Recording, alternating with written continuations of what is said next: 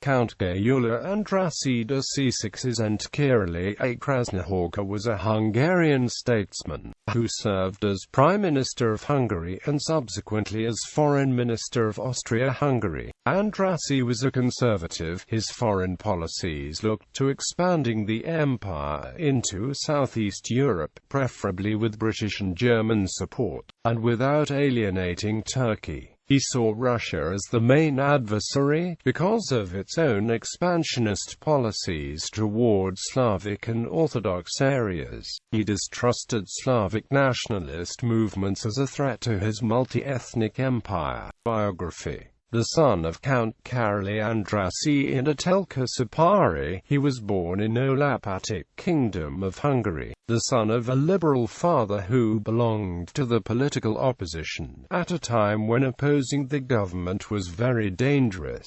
Andrássy at a very early age threw himself into the political struggles of the day, adopting at the outset the patriotic side. Career Countess van Széchenyi was the first adequately to appreciate his capacity. In 1845 Andrássy was appointed as president of the Society for the Regulation of the Waters of the Upper Tisza River. In 1846 he attracted attention by publishing highly critical articles of the government in Lavos Kossuth's paper, the Pesti Hurlap. He was elected as one of the radical candidates to the Diet of 1848, when the Croats under Josip Jelačić attempted to have Međimurje, which was then part of Hungary, returned to Croatia. Andrássy entered military service. He was commander of the gentry of his county, and served with distinction at the battles of Parkhozd and Schwechat, as Arthur Gorges' adjutant. Toward the end of the war, Andrássy was sent to Constantinople by the revolutionary government. He was seeking to obtain the neutrality of the Ottoman Empire, if not the support, during the struggle with Croatia. After the catastrophe of Balagos, where the Hungarians were defeated, Andrássy emigrated to London and then to Paris.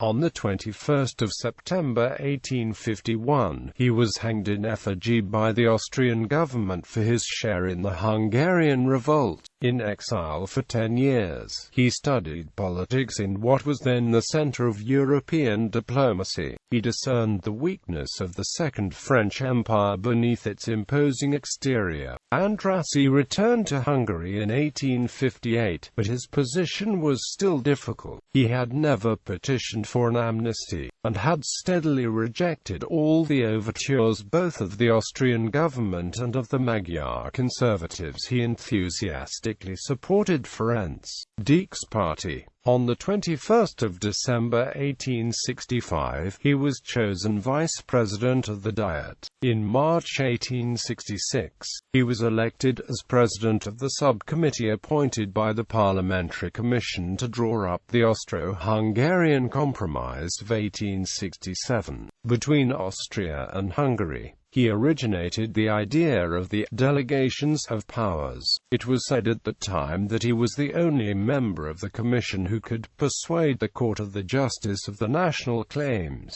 After the Battle of Königgrätz, he was formally consulted by Emperor Franz Joseph for the first time. He recommended the re-establishment of the constitution and the appointment of a responsible foreign and defense ministry. On the 17th of February 1867, the king appointed him as the first prime minister of the Hungarian half of the newly formed dual monarchy of Austria-Hungary. The obvious first choice had been Ferenc Deák, one of the architects of the compromise, but he stepped down in favor of Andrássy. Deák described him as the providential statesman given to Hungary by the grace of God. As premier, Andrássy, by his firmness, amiability and dexterity as a debater, soon won for himself a commanding position. Yet his position continued to be difficult, inasmuch as the authority of Deák dwarfed that of all the party leaders, however eminent. Andrássy chose for himself the departments of War and Foreign Affairs.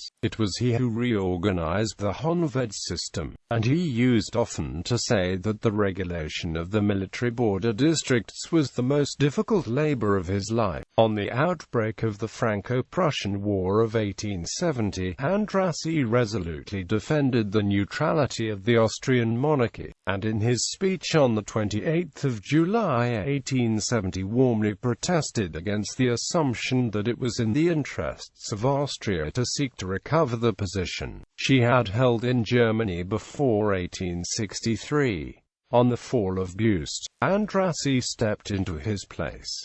His tenure of the chancellorship was epoch-making. Hitherto the Empire of the Habsburgs had never been able to dissociate itself from its Holy Roman traditions, but its loss of influence in Italy and Germany, and the consequent formation of the dual state, had at length indicated the proper, and, indeed, the only field for its diplomacy in the future, the Near East, where the process of the crystallization of the Balkan peoples into nationalities was still incomplete. The question was whether these nationalities were to be allowed to become independent or were only to exchange the tyranny of the Sultan for the tyranny of the Tsar of the Habsburg Emperor.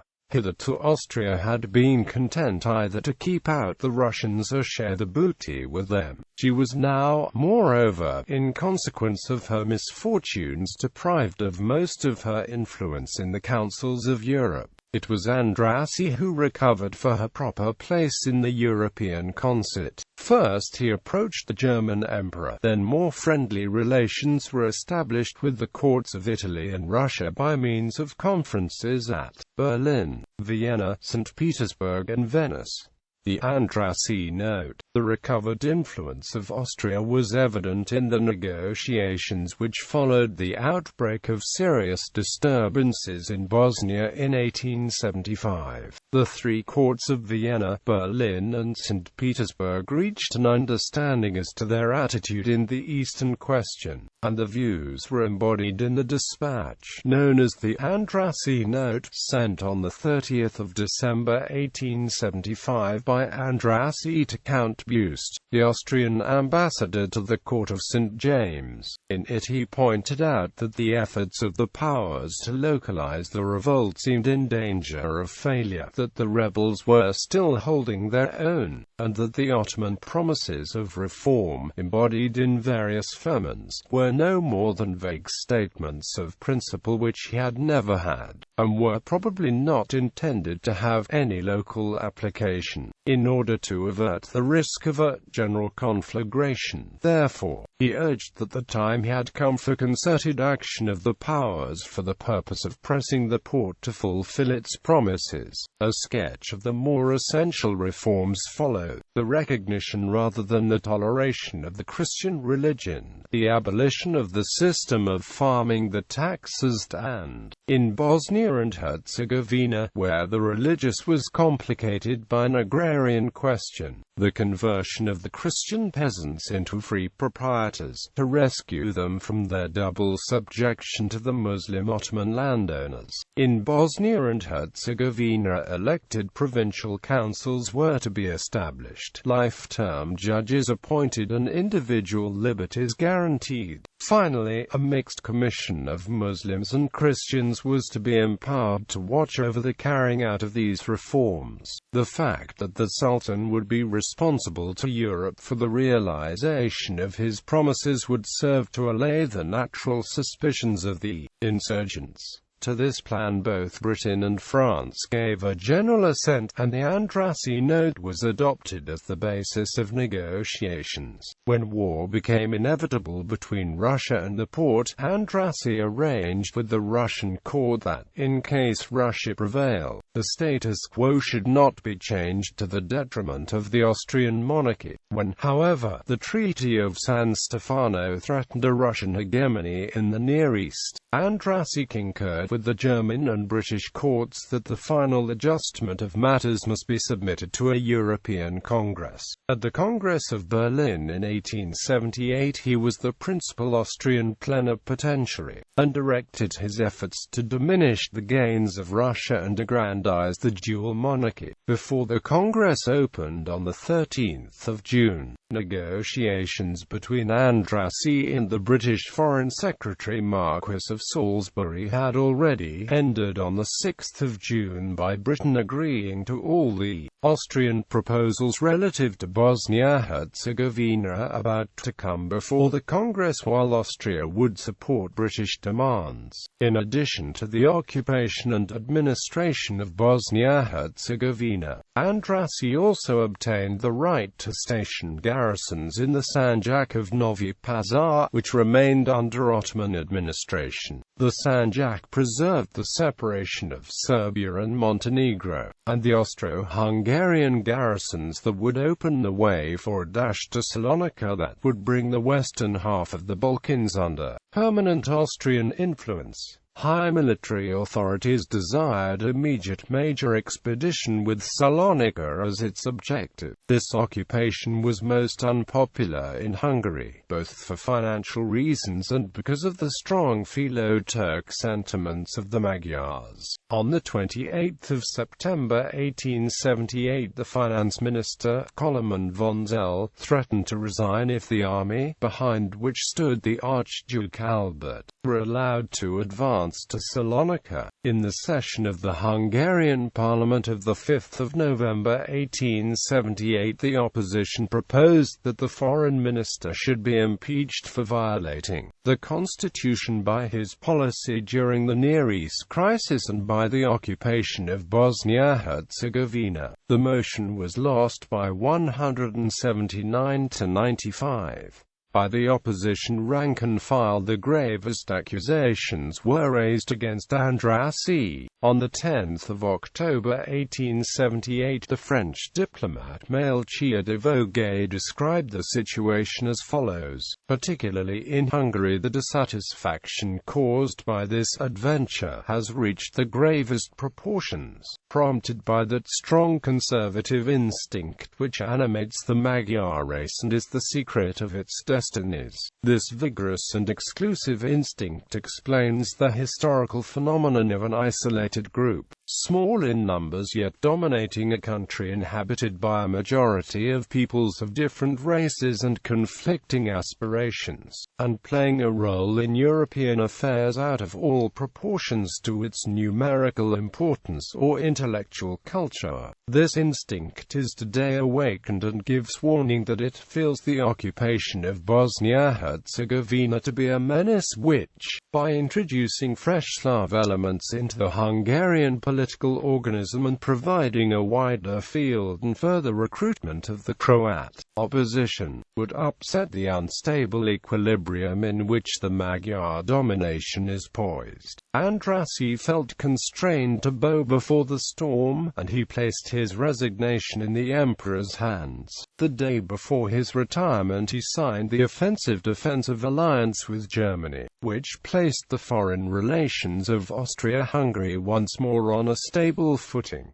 Later life. After his retirement, Andrássy continued to take an active part in public affairs both in the delegations and in the upper house. In 1885 he warmly supported the project for the reform of the House of Magnates, but on the other hand he jealously defended the inviolability of the composition of 1867, and on 5 March 1889 in his place in the upper house spoke against any particularist tampering with the common army. In the last years of his life he regained his popularity, and his death on 18 February 1890, aged 66, was mourned as a national calamity. There is a plaque dedicated to him in the town of Volosko where he died.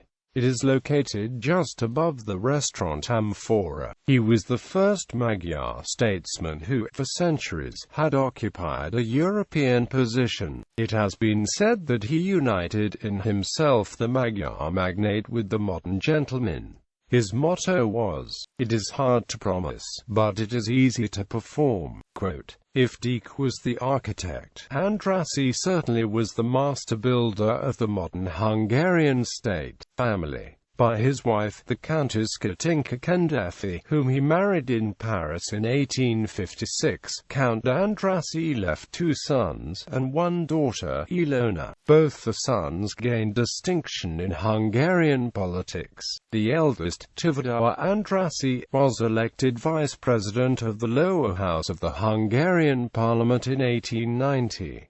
The younger, Gyula, also had a successful political career. Gyula Andrassy's granddaughter, Clara, married the Hungarian nobleman and industrialist Prince Károly.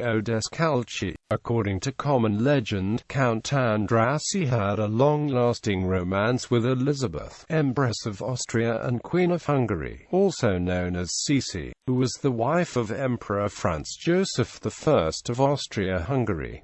Some rumored that Sisi's 4th child had been fathered by Andrássy. There is no evidence for this, and the rumor may have evolved due to the devotion of both Sisi and Count Andrássy towards Hungary, its culture and national customs, and the amount of time they spent together in mutual pursuit of their dreams for Hungary. Count Andrássy had 4 granddaughters: Clara above, Barbara married Marquis Pallavicini, Catalin married Count Maile Károly, and Ilona, war widow of Prince Paul Esterházy, remarried Count Joseph Ziraki. Ancestors.